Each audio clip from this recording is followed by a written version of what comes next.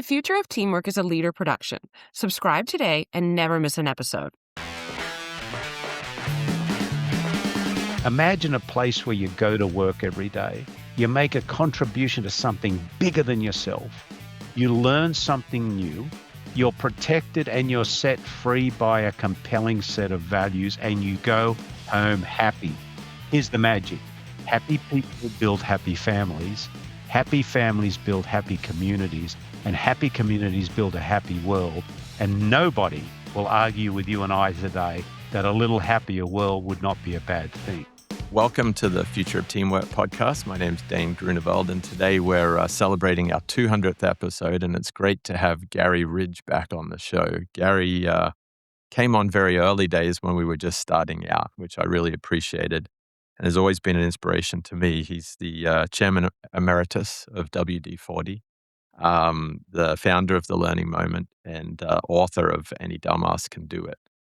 And one of the great pleasures that we've had over the last couple of years is a chance to bounce some ideas around and even get together in person at the Healthy Team Summit last year. So, Garry, thanks for your friendship, partnership, and great to have you back on the show. Yeah, g'day, Dane, and I'm an Aussie too, just like you, right? Yeah, that's a key point. It was one of the central criteria in selecting the 200th episode guest. Well, we won't tell people I was singing Waltzing Matilda in the test zone. That's right. I'm not a very good singer, but still know the words. It's funny, some of those words and songs never leave you. My parents' farm back home, their neighbor down the way is John Williamson. So he's often got his tunes going out the back, and you just sit up on the top lawn and watch, and it's amazing. What a great Aussie. Love a lot of his work. Yeah, it's magic. Yeah. So since we last spoke, a lot's been changing for leadership teams. You and I pre-show were talking about uncertainty becoming a norm and not a disruptor anymore, and just what that means for teams that need to sit with it. So maybe we should jump right in there. Like, what are you seeing the last 6-12 months that's really pressing leadership teams and creating both challenge and opportunity? Yeah, as we talked about, Dane, I think uncertainty has become a norm. And I said to you, maybe isn't indecision, it's intelligent patience these days to be able to pause. But, you know, there are a lot of things converging all at once that are so different, I think. You know, we've got, AI, the impact of AI, the global unrest, uncertainty in the economy. There's so many things that when, I was in full time leading the company, we'd get these events that sort of happened. And I used to say, is this an event or a trend? And normally it was an event, not a trend. And I think uncertainty now is a consistent event. So I think a lot of leaders are thinking about uncertainty in a different way. And it's here. I mean, we have to learn that is dealing with it is now table stakes. Forget about anything else. Yeah. I was talking to a friend, Lindsay Kaplan, the other day, Garry, and on that point, she said a lot of leaders are feeling lonely, they're feeling isolated, and they're feeling exhausted. And sadly, when they feel that and the pressure's on, they push really hard on their teams. Hey, we've got to catch up on AI, or hey, we've got to have a new strategy for this new thing. And all of a sudden, as they push on their teams become lonely, isolated, exhausted. Is that an example of maybe some of Absolutely. what you've seen?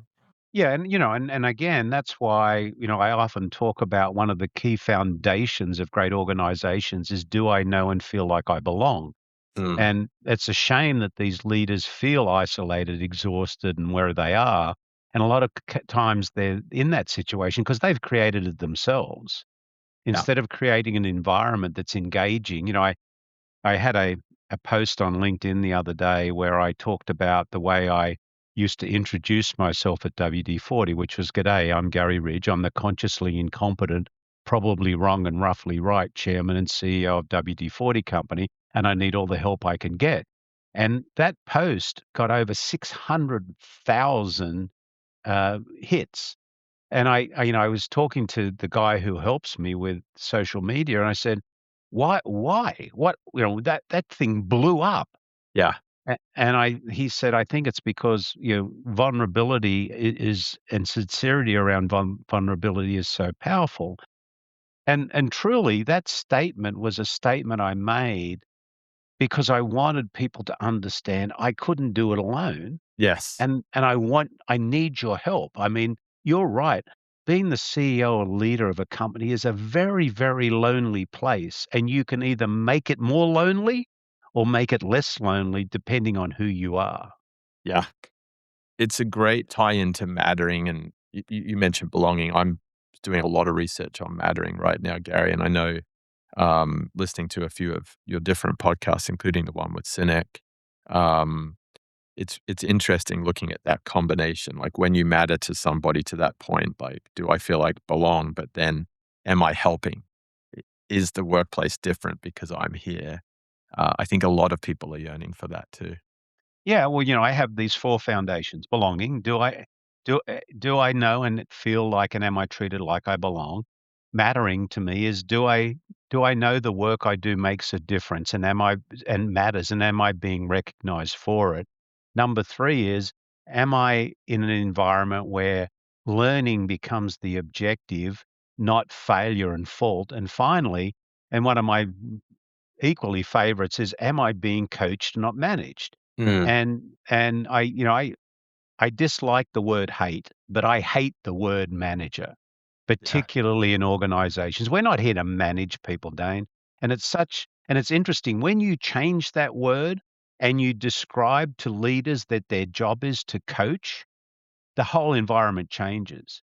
I'd say be under no misunderstanding. The only reason we exist as leaders is to help those we have the privilege to lead be able to play their next best game. And Yes. when you think about everything, we just had the privilege of enjoying a great season of soccer with the World Cup, right? Do you think the coaches weren't there to help the players play a better game? Of course they were. They weren't there to manage the coach, the team. They have a team manager to make sure that they have a hotel room and, all that stuff happens. That's the mechanics, but the real game is on the field. Yeah. So our job is to be a coach, and it makes such a difference. And as you know, we changed the word manager to coach when I was at WD-40 because our job was to help people step into the best version of their personal self. And that puts an amazing amount of responsibility on the leader to be that person that they need to be. I want to pause on that one, Gary, because I've heard you say it before. I think now more than ever, it's landing as necessary, not just helpful. And when you talk about the huge amount of responsibility that lands on that person who's shifting into coach from manager, um, what comes with that responsibility? Does it also bring, other factors? Is there perhaps relief that comes with that responsibility and the shift in mindset? I think there becomes a great deal of satisfaction. Hmm. Um, you know, if you think about a great coach, as I said, is committed to someone getting an A, but also they're brave enough not to protect their own comfort zone at the expense of someone else's development. A Hmm. lot of people think that this culture stuff that you and I talk about is soft. It's far from soft. This is freaking hard. Yeah. And, again, it's this balance between being tough-minded and tender-hearted to say, my role. Now, if you're gonna be a coach, which you should be, the first thing you have to define is what does winning look like?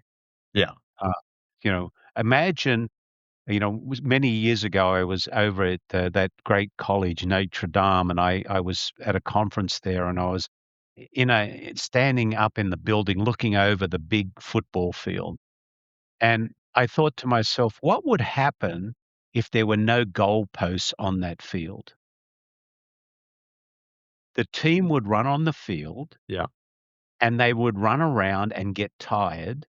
They would leave the field being totally unsatisfied because they hadn't scored anything. So our first, job as a coach is where are the goalposts? Yeah.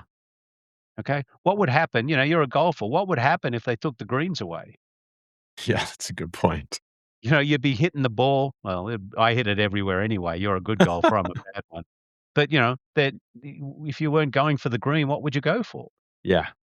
So again, the number one responsibility of a great coach is, what does winning look like? Then what do we need together to work with to help you get to that destination? So it's, competency, skills, the purpose of the organization, the values in the organization that are Yes. there to protect you and set you free, all of these things that need to be in place. And if you put all those things in place and you exercise on them consistently, you will build an organization that has what I call high will of the people. Mm. And if you have high will of the people and a reasonable strategy, you'll have a much better outcome than if you have low will of the people and a reasonable strategy. But most organizations spend a disproportionate amount of their time on strategy versus building the will of the people. Yes. And I love that, you talked about the formula. I won't butcher it, but I was listening to you on Simon Sinek's show, and you were talking about if you have a 70% formula and then you don't for the strategy, but then you don't bring the people on board. Maybe you could expand on that.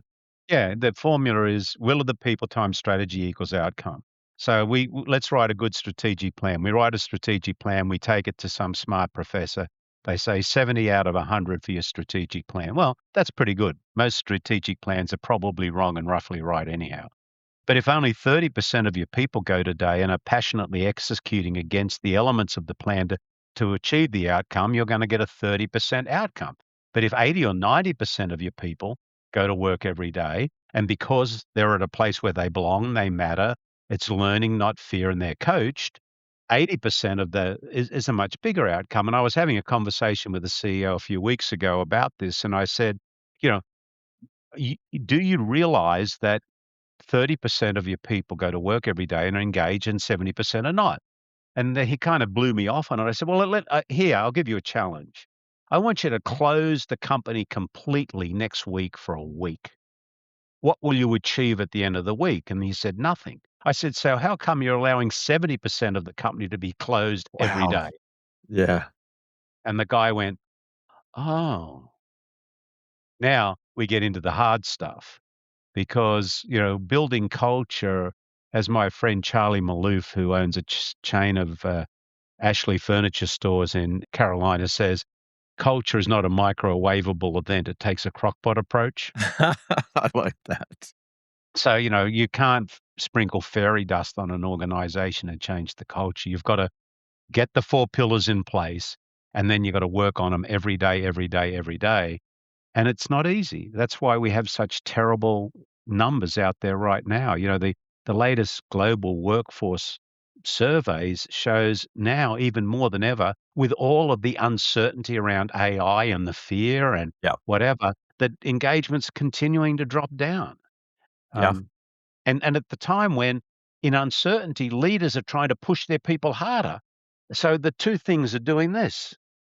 There was, Molly Sands over at Atlassian, and I also follow Rebecca Hines, who's been talking to a little bit of this as well, Molly was writing about the fragmentation tax. And I'm seeing that as people, going back to your point, what does winning look like and what do we need to win together?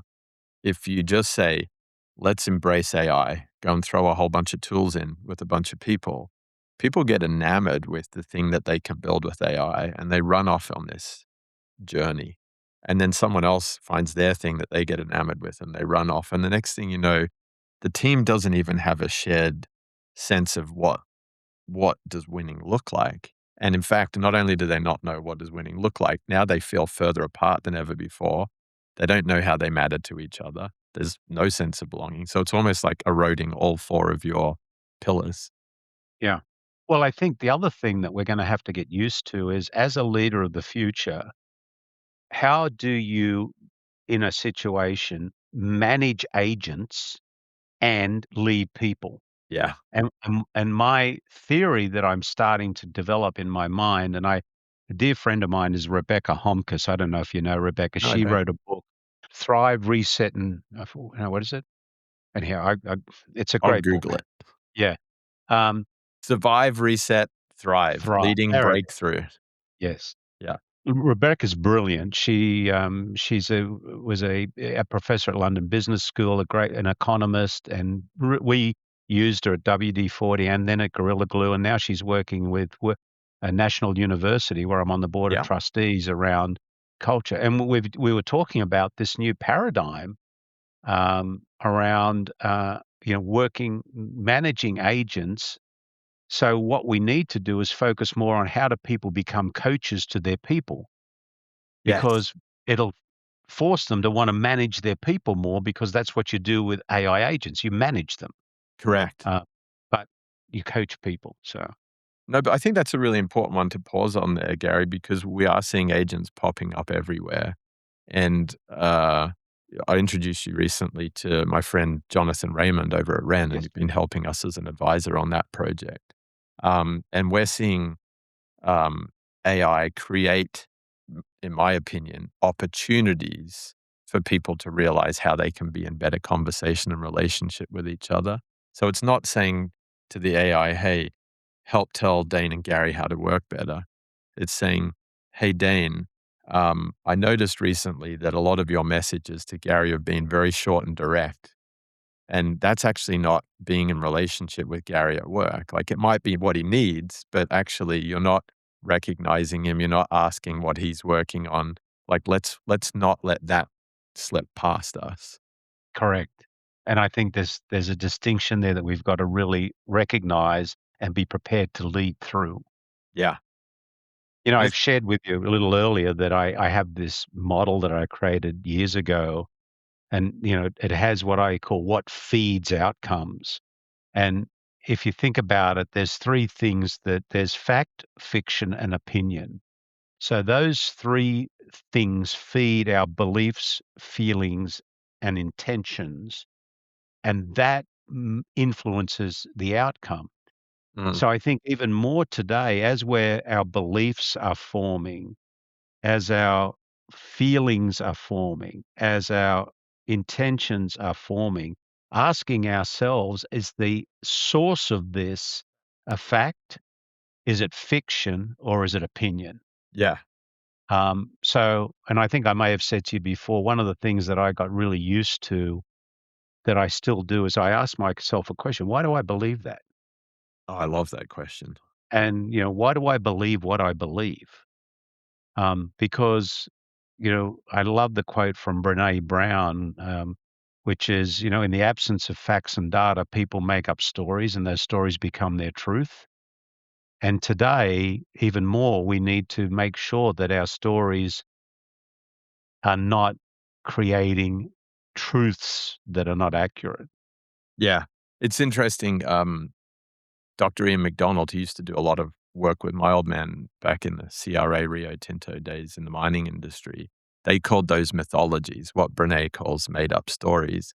And they said the thing about mythologies in an organization is that they're believed in full. People perceive them as reality.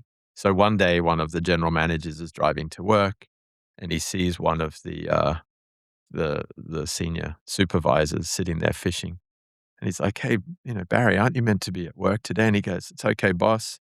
I'm having a sickie. The fishing's really good, and I've already called ahead and told them I won't be there." And the mythology in the plant was, you can take your sickies whenever you want if the fishing's good or whatever else it might be.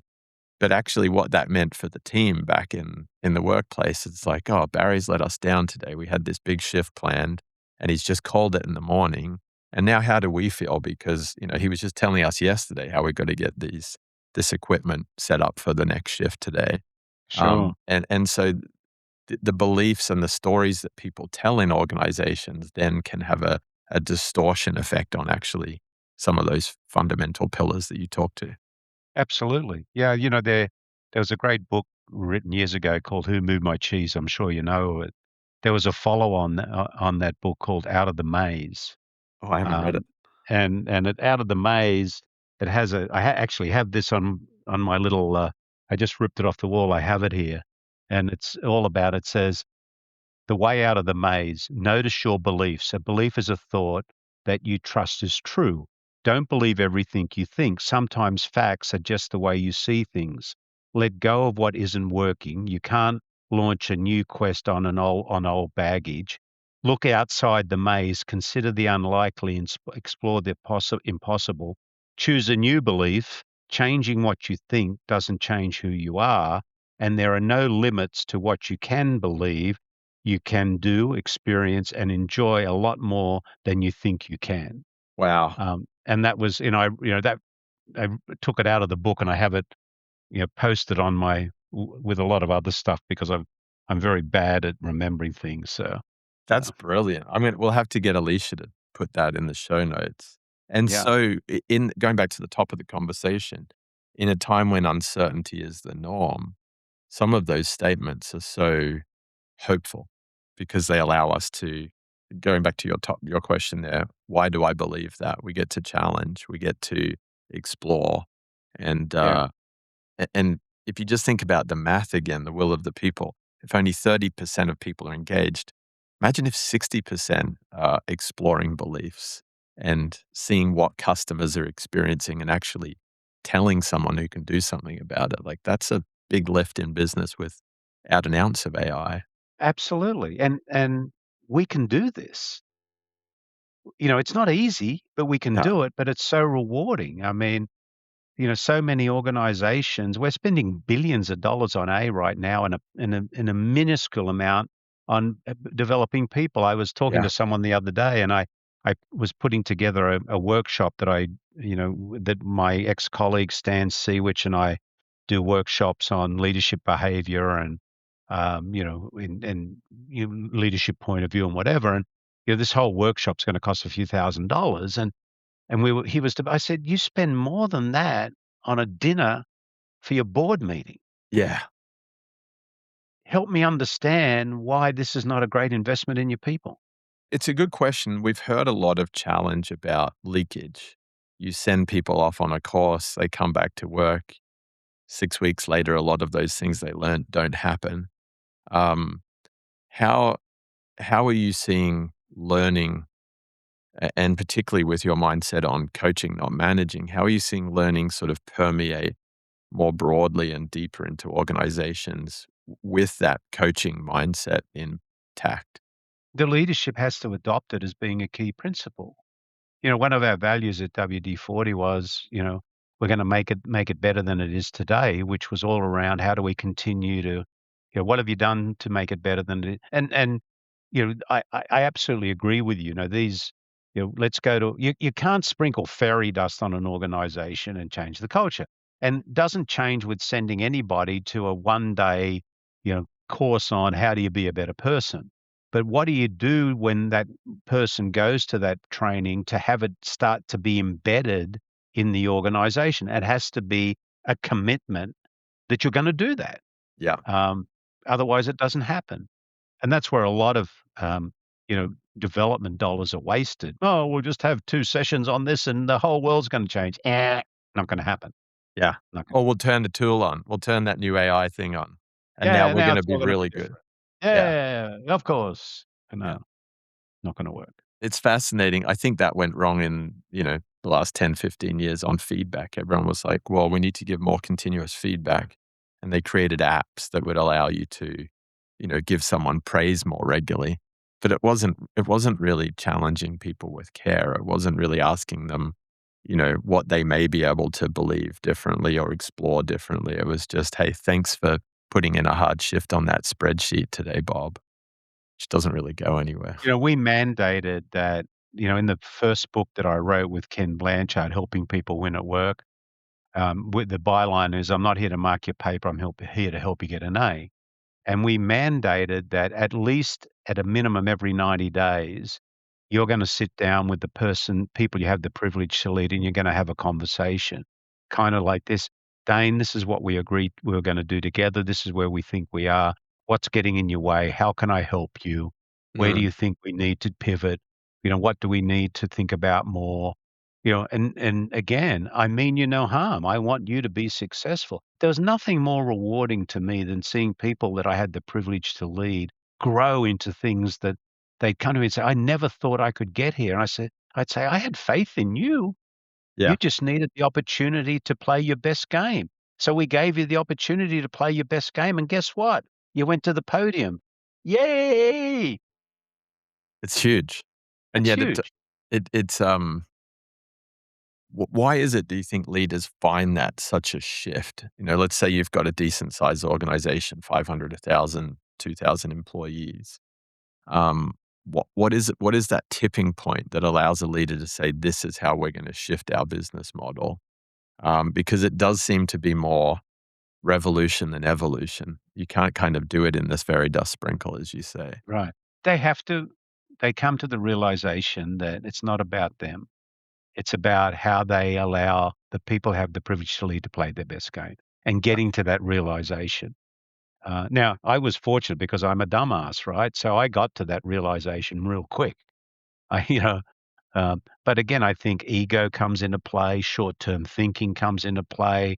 They're particularly if you're a public company, they're pressured by what are you going to do for me in the next 90 days? Although they say, but we're here to support you for the long term. I remember when I was, in my role, I'd sit across the desk from some, investment managers that we're long-term investors. I said, what does that mean? Oh, at least 3 to 5 years. I say, well, guess what? I've been here for 15. That's long term. Yeah. Um, but I understand why that happens. That's the capital market. So, as a public company, you've got to be, and leaders in public companies, you've got to be really deliberate about who you choose as your shareholder base.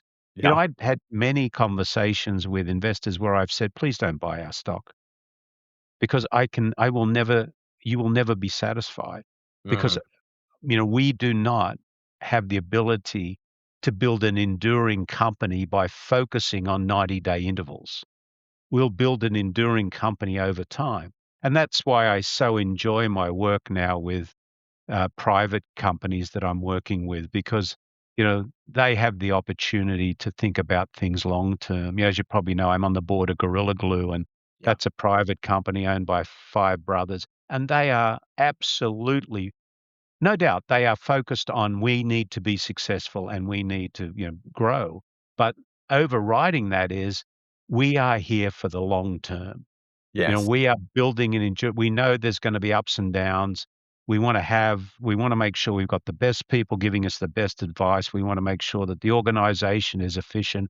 More importantly, that our products serve our end users and consumers in an amazing way. But say we're never selling this company. This is this is us for the long term. No, I love that. And enduring is a really important word. If you do have a private business, whether it's private equity backed or it's family owned, and there's a leader out there listening today, and he's like, "Man, I really need to do more than sprinkle the fairy dust. I've got to drive a shift." How does that leader go and start the conversation with their board? Have you got any views on that, Gary? That's a really nice question. Um, I think the you have to understand the motivation of the owners of the business. For example, the motivation of a private equity firm is they either hold a thing really a short period of time or a longer period of time. Yeah. Now, if their goal is to have a capital event within a short period of time, I think the argument to them is to get the best capital event you can, you need to have an organization that's built to be enduring. Now, Yes. whether you want to endure with it or not is a different thing, Yes. but I think it's still built to be enduring, which is so important. So I think having that conversation and simply asking, how important is culture and the will of the people in the organization? Do you think it's important at all? Yeah. And if so, what are we gonna do to at least invest some of our time, talent, and treasure in building that will of the people? Is it Yeah. gonna become a priority to us? And think of all the benefits.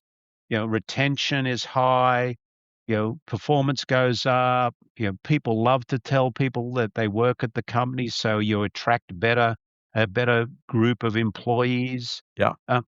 But here's the other thing, Dane, and I'm really big about this, and I say it often. Imagine a place where you go to work every day. You make a contribution to something bigger than yourself. You learn something new. You're protected and you're set free by a compelling set of values, and you go home happy. Here's the magic. Happy people build happy families build happy communities, and happy communities build a happy world. And nobody will argue with you and I today that a little happier world would not be a bad thing. 100%. So business has a responsibility to add to that. And I've seen firsthand how toxic cultures can destroy individuals and families. Yeah. So let's get that clear, that we're here to make the world a better place. And Yeah. there's nothing bad about profit, nothing bad No. about it at all. It fuels the engines to grow. But you can be more profitable if you've got an organization where you're sending people home happy. And also, 100%. imagine sitting at a dinner table where Dane comes home of a night and bitches and whinges about how he hates his job to his Yeah. kids. What do those kids say? "Oh, I'm never going to do that." Yeah. I think we've seen a little bit of that with some of the new generation coming in. They're far more discerning about, I love your time, talent, and treasure. They're far more discerning around who they're going to go and work for and who's going to get their discretionary effort now. Yeah, exactly. Well, Yeah. time, talent, treasure, and technology, I used to say, are all not abundant. Well, Yeah. now technology is overly abundant. Uh, so, we have to decide how we're going to make sure it benefits the organization. Yeah. Yeah. That's it. Um, let's flip it now. So that we talked about a CEO that goes to their board. Um, if there's a CEO or a leader out there, uh, like the market's a tough place right now. There's a lot of people that aren't very excited about having to go out and look for the next job. But if they're sitting there in an organization that isn't investing in the will of the people, um, is there something that they can do within the business to just start small, or is it Yeah, very much, yeah, yeah. Do it in the circle that you operate in. yeah, I talked a little bit, shared with you about my theory of pods and mobs. yeah? Let's go Y- into that. So, if a pod can be positive or negative, and from that you can develop in the organization a positive or negative mob, right? So if you have a pod that you work within, how do you create that pod that's really positive? Because you with the people you lead in the organization Yeah, are using those four pillars and the things that you know well to create this environment. People are looking, I want to go and work in Dane's area because you know, those people are actually smiling and they seem like they're enjoying their work. And did you see the results they got? yeah, Versus I'm gonna go and work in the pod of, this fellow, right? Alec, the soul-sucking leader, whose pod is negative and disruptive and not getting good results. And then the mob starts to form from the pod. So a pod is small, the mob gets bigger. And yeah, I've seen that happen in organizations. But the other thing that I would say too, and I love this, Marshall Goldsmith says this, you're not a tree, move. yeah. I think that's the big one. I think while people are afraid of moving, um, one of the big things that leaders can be doing now, there's so much more public information available about how companies lead, how cultures are set. You can start talking to leaders that you might want to go and work with a long Yeah, time before you're ready to move. And I think I call that outside influence. I think that's really important because if you're constantly farming that community of peers, or potentially even competitors for where is the relationship that's going to inspire me, it may lead to another job. It may lead to an approach that you can bring to your own company to build a pod. absolutely. And it gives you confidence and belief, which sadly, going back to those lonely, isolated, exhausted managers, some of them aren't leaning into the way out of the maze. They're not re kind of litigating their beliefs or exploring what's possible. True. Absolutely true. Yeah, we need to be open to the learning wherever it comes from and open Yeah. to what's going on wherever it comes from. So I agree. The the other big thing, Gary, that I'm finding fascinating right now, when I look at companies, is how they engage with their customers or their supply chain. And I know, with the way that you made your values hierarchical, you created that protection and clarity for your teams on how they made those decisions. But the world is becoming quite dispersed. And then at the same time, with tariffs and some of the things we've seen in the last year or two, there's been big shifts. So, how much do you see leaders needing to be more cognizant now than before about who they choose to team with outside of the organizational boundaries? Yeah, I think it's always been important. I learned my lesson on that, and it cost a few $1 million where we made a decision at many years ago to go a certain direction, and we made it purely based on an economic decision. Mm, And we had in place a values reference that we wanted our team to go through. And when we made the decision, I actually said to the person, "Did did this work? Did they fit within the values?" And yeah, but you know what? They didn't, no. and it cost us a few $1 million. And that was the big learning moment there. I'm glad we had it because we went back and we reinforced the process that we would use um, in s- in actual selection process of you're taking the prospect partner through our values. And if they didn't align with our values, we knew that eventually we were going to have some sort of disruption. Yeah. Um, so, I learned that from Ken Blanchard, my mentor, and I just love the man to death. And he said values are important, but making sure they're forced ranked or hierarchical is even more important because our first one was doing the right thing. Our last one was we value sustaining the economy of the company. And so it meant that we always made decisions about doing the right thing first, even if Yeah. we forgave a little bit of profitability, because in the long run it paid out. And the great Yeah. thing about a forced ranked or a hierarchical set of values, and the reason we put it in place is when I was given the privilege and opportunity to lead the company, the mission was to take the blue and yellow can with a little red top to the world. It was a strong brand in the US and a couple of other countries, but we knew that the opportunity to grow was really outside of the US. Mm, And my concern was, having had the experience of running a division from Australia, that time zone, that link to have to go back and quack up the hierarchy was very disabling. yeah. So I said, when I was given the opportunity, I said, we need to put something in place that allows people anywhere in the world, any time of the day, whenever the sun was rising or sets, to make a decision without quacking up the hierarchy. Yeah. And it was Ken's advice on the values that did it. So I used to say, anybody in this company can make any decision they need to make anytime, anywhere in the world. I don't care, as long as they put it through the values as they made the decision. If we made decisions that didn't work out, my first question would be, help me understand how you saw this through. And if they went through the values and it still didn't work out, so that's great. Yeah. You gave it your best effort. That's Yeah. really good. But it saved us and enabled us, more importantly, because people, as I said, these values were to protect people and set them free. Yes. I love to protect and set free.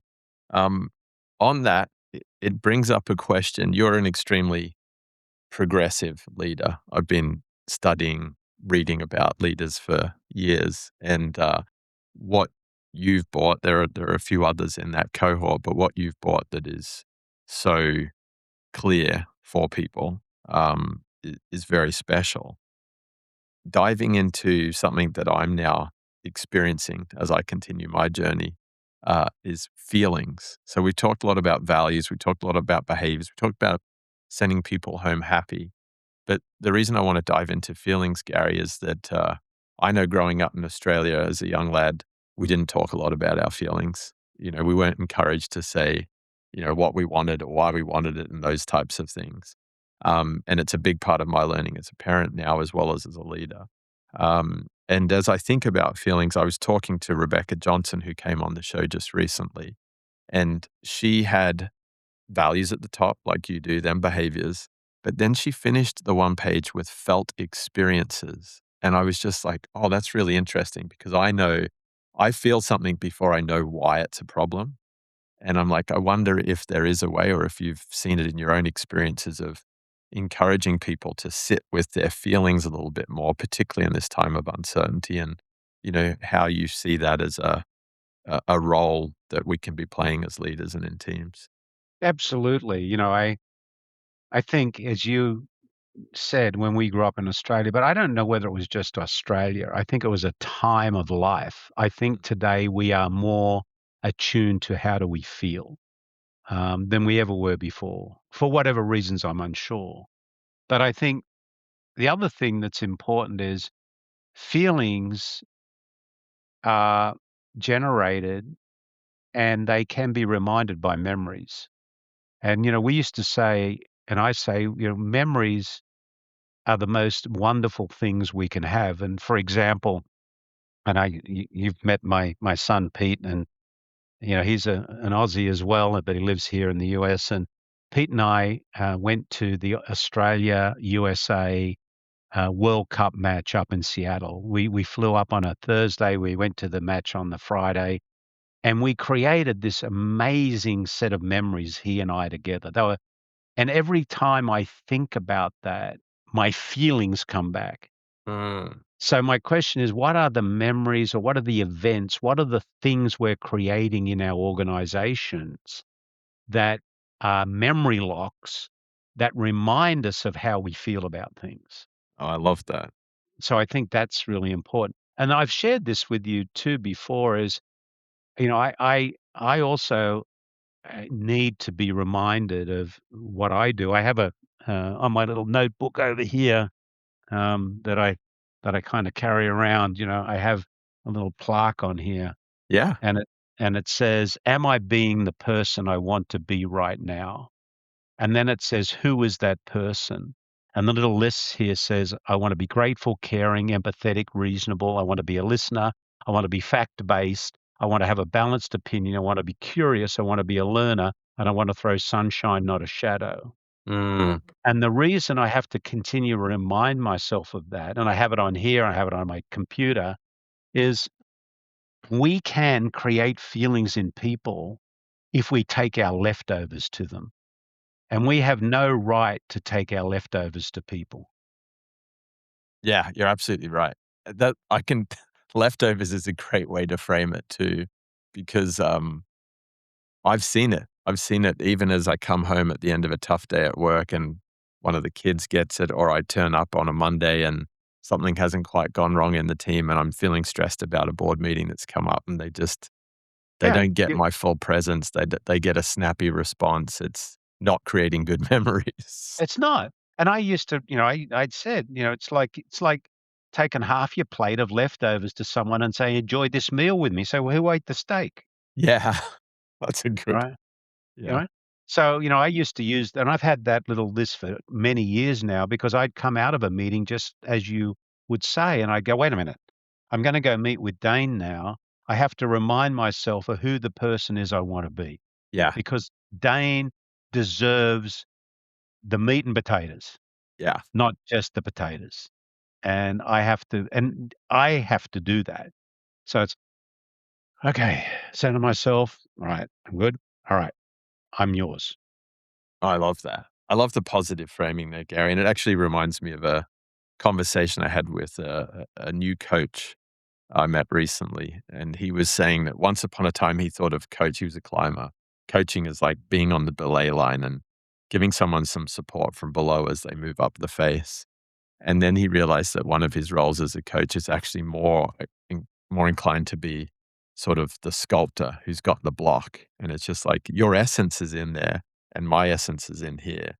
And we need to work to kind of Yeah, remove the interference, remove the rough edges, and be true to ourselves. And then the learning and the opportunity comes forward. And I was like, that's a far cooler way to think about removing interference, really being present, choosing to be in that yeah. moment with anyone. And we have to make those choices as leaders. Yeah. In the work that I do now in my coaching practice, it's becoming, I believed this before, but I believe it even more now. And the first part of my coaching practice is awareness. Are you aware as a leader how your behavior impacts others? And they Yeah. go, yes, of course I am. Okay, Yeah. let's go ask those that you lead. And I come back and say, this is what you think, this is what they think, they're right. Yeah. Yeah, And they they are. go, oh yeah, okay. So now the next part is intention. What are we going to do to intentionally change that behavior to create the results we want that's going to deliver the outcome that you want? And Yeah. that's the hard part, because changing behavior is not as easy as we think. It No, becomes reminding and repetition and all of the things that go with it. definitely. Yeah. Well, this has been a great conversation. I loved the way you opened up on the concept of intelligent patience. I think for all of those leaders and teams that are feeling rushed right now into an uncertain world where they're meant to have the answers, I really love that. The four pillars, again, coming into belonging, mattering, learning is the objective, and then coaching and not managing. All teams can benefit from that tomorrow. And as we got into this whole piece around um, the high will of the people in your formula, high will of the people times strategy equals outcomes, and the terrible engagement statistics. We've been talking about it for years, but rather than putting the frills, as Lily Zhang, who came on the show, talked about on the problem, actually inviting people into the work, setting a clear sense of what it means to win together. I thought that's phenomenal. And then as we moved into the conversation of being an enduring company, even if you're on a short turnaround with the private equity backer, like it drives value, not just for your shareholders, but for your people and anyone who's looking at your company, customer, vendor, shareholder, future buyer, future employee can see that enduring value if they spend just enough time to see how people experience it. Um, and then lastly, I do really think that the feelings and creating these memories that lock in some of this positive work is important right now. I think the new generation is really looking for it. And I particularly like your framing of the pods and the mobs, because you don't have to do it all at once. You find those little pods, find those pockets of magic in your teams, invest time and energy, give them the next project, and let them explore what's possible. There's just so much hope that comes with Yeah, that, absolutely. Garry. Yeah. And you'll feel better as a leader. You would have made a difference in the world. Yeah, that's the best part. That's the best That's the part. best part, man. That's it. Well, this has Yeah. been a blast. So thank you again for taking the time with me and to share your wisdom and stories. And Thank you, Dane. Thank you for what you do. I mean, you're doing the hard work here in amplifying what we need to do to make the world a better place. And congratulations on the 200th episode. What a wonderful contribution you've made to leadership. So good on you, mate. thanks, Garry. I really appreciate it. Just a quick note before we go. The views and opinions shared in this episode are those of our guests and do not necessarily reflect the views of the host, Dane Groeneveld, the leader group, our patron Huddle 3, or our partners and affiliates. Any scenarios discussed are for the purpose of fueling creative thinking and conversation, and should be viewed only in this context. Dane, Leader, our sponsors, partners, and affiliates do not endorse any guest or any organization they may be associated with. It's important to remember that every workplace is as individual as the people within it. Our recommendation is to always seek solutions that are specifically designed to help serve your team's unique needs. And to this point, please know we're here, ready to help you find the best way forward, no matter where your starting point is. You can connect with Dane or myself, Alicia McCraw, on LinkedIn or via the links contained in the show notes. Thanks again for tuning in. And hey, if you think someone in your network would benefit from this episode, feel free to share it or give us a 5-star rating. Those 5 little stars really help us reach more curious people like you. We'll catch you next time on The Future of Teamwork.